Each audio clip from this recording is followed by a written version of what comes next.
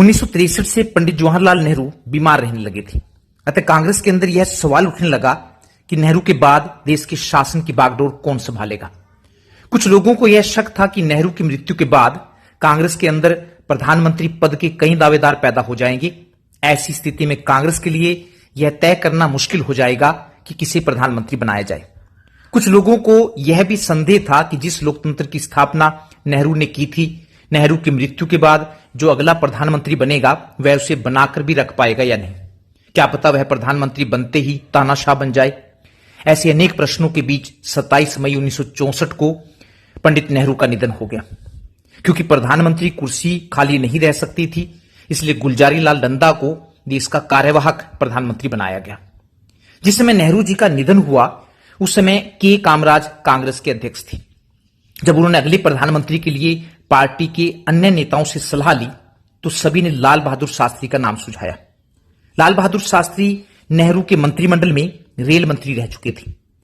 अपने आखिरी सालों में नेहरू जी उन पर काफी भरोसा भी करने लगे थे। इसके अलावा शास्त्री जी अपनी सादगी और ईमानदारी के लिए भी प्रसिद्ध थे। उन पर कभी कोई भ्रष्टाचार का आरोप नहीं लगा था।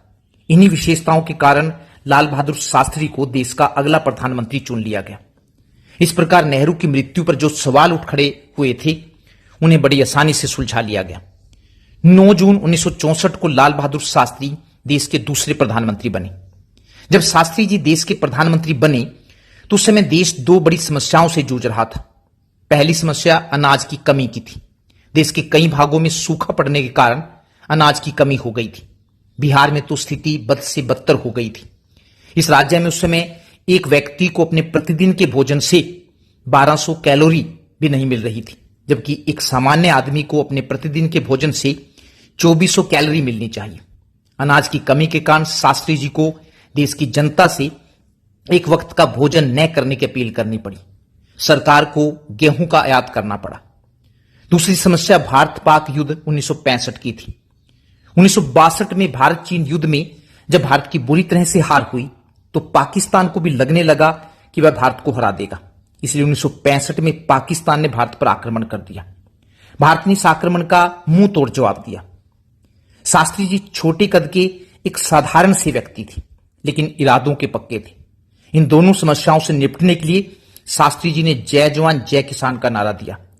अनाज की कमी को दूर करने के लिए उन्होंने कृषि वैज्ञानिकों को अधिक उपज देने वाले बीजों का आविष्कार करने के लिए कहा। कृषि का मशीनीकरण किया गया। इन सब प्रयत्नों के कारण भारत में हरित क्रांति आई और भारत अनाज के मामले में आत्मनिर्भर बना। पाकिस्तान आक्रमण का जवाब देने के लिए शास्त्री जी ने सेना को खुली छूट दी।